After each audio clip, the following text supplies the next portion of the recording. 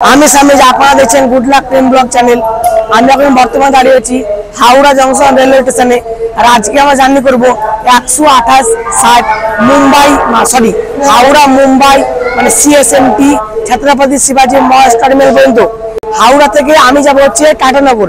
হাওড়া থেকে টাটানগর পর্যন্ত আমার ডিস্টেন্স থাকবে 248 কিলোমিটার। রয়েছে একটা হল মানে খড়গপুর জংশন।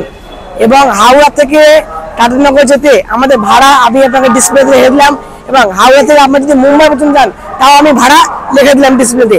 আপনার সাথে কথা ব্যাক করে ট্রেন ছাড়লে আমি আর একটা কথা নয়, আমি যাচ্ছি জেনারেল ক্লাসে। আপনাদেরকে জেনারেল ক্লাসে ভিড়টা দেখিয়ে দেই।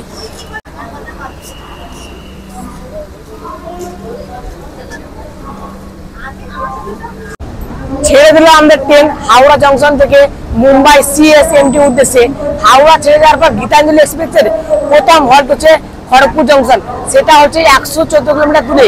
মাঝে রয়েছে 36টা ইন্টারমিডিয়েট স্টেশন। আর এখানে গীতাঞ্জলি ছাড়ার টাইম ছিল 1:40 ট্রেন ছিল 2 মিনিট মানে দুটোর সময় মানে 20 মিনিট লেটে ছাড়লো।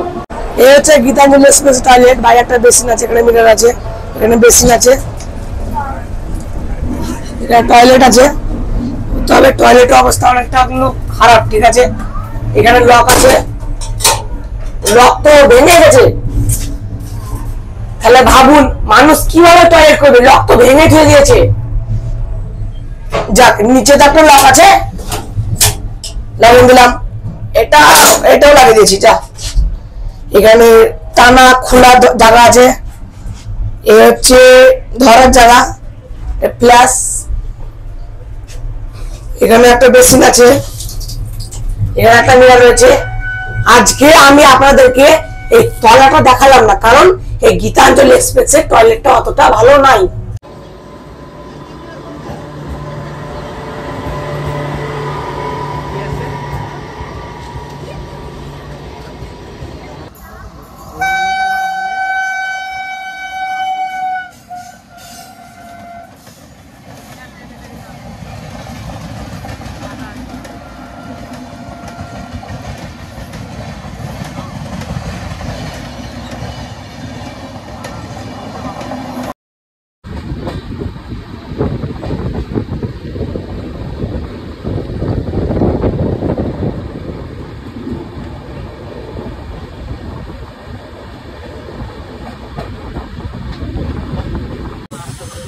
আমাদের ট্রেন এই মুহূর্তে পার করছে সাঁতরাগাছি জংশন। আর সাঁতরাগাছি এই জন্য জংশন কারণ এখান থেকে যেমন ভাগ হয়ে যায় শালিমার যাওয়ার লাইন, হাওড়া যাওয়ার লাইন। আজকে আমরা এলাম হাওড়ার দিকে এবং আর একটা লাইন চলে যাবে আমতার দিকে, আর একটা চলে যাবে খড়গপুর জংশনের দিকে। আজকে আমরা যাব খড়গপুর জংশনের দিকে।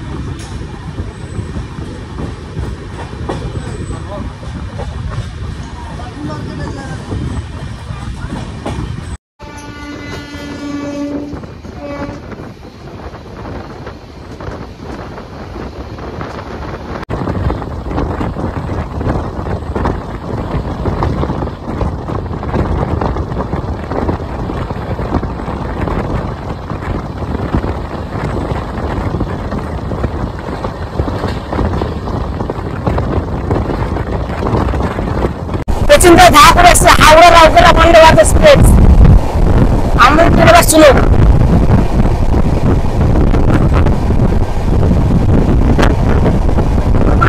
আসছে।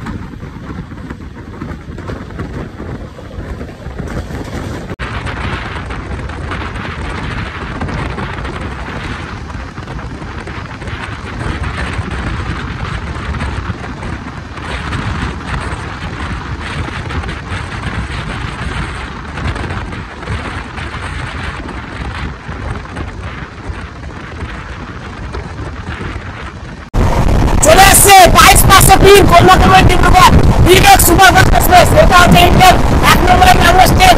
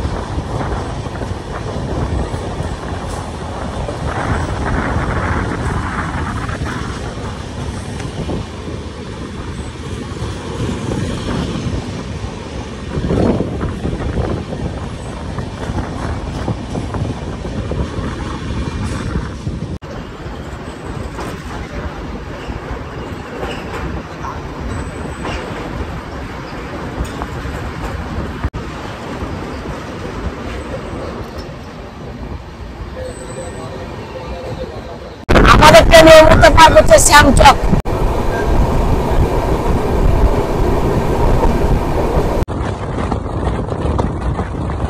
আমাদের ট্রেন এই মুহূর্তে পার করছে পাঁশকুড়া জংশন। আর পাঁশকুড়া এই জন্য জংশন কারণ এখান থেকে ভাগ হয়ে যায় দীঘা যাওয়ার ব্রাঞ্চ লাইন।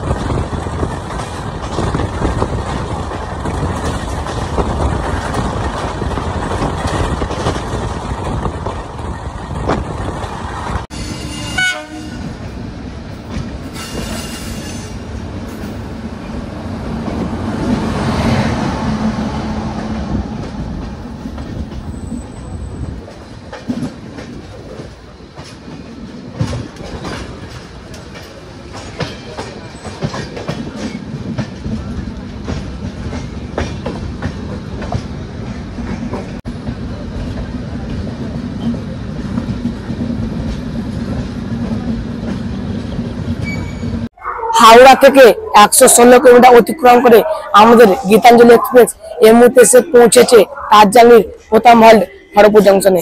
খড়গপুর জংশনে আমাদের এই ট্রেনের হল্ট হচ্ছে 2 মিনিট। আর এটা হচ্ছে খড়গপুরের 6 নম্বর প্ল্যাটফর্ম। আর খড়গপুর হচ্ছে এমন এক জায়গা যেখান থেকে ভাগ হয়ে যায় Chennai main line, Nagpur main line এবং আদ্রা ব্রাঞ্চ লাইন। ছেড়ে দিয়েছে আমাদের ট্রেন খড়গপুর জংশন থেকে। এর যাত্রাপথের পরবর্তী স্টপ হচ্ছে টাটানগর জংশন। খড়গপুর জংশন আর টাটানগর জংশনের মধ্যে আমাদের এই ট্রেন ডিস্টেন্স থাকবে 134 কিলোমিটার। রয়েছে 16টা ইন্টারমিডিয়েট স্টেশন।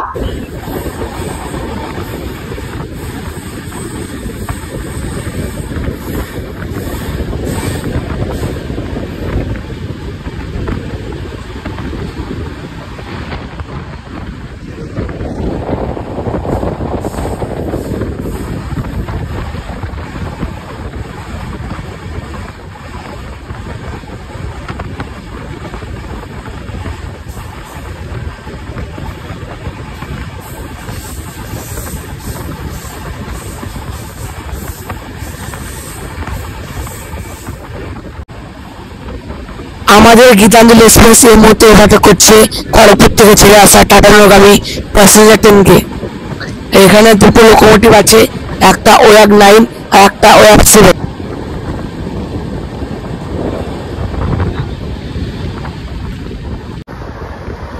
দারুণ কার্ভ।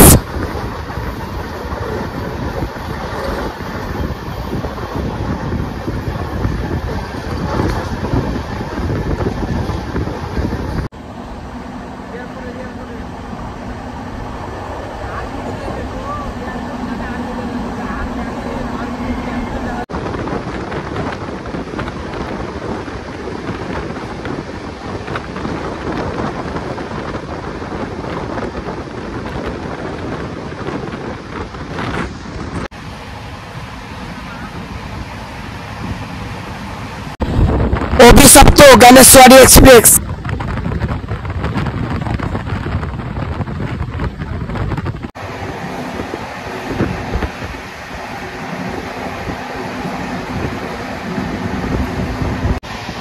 এখানে এসে একটা পাহাড়ে দেখা পেয়েছি।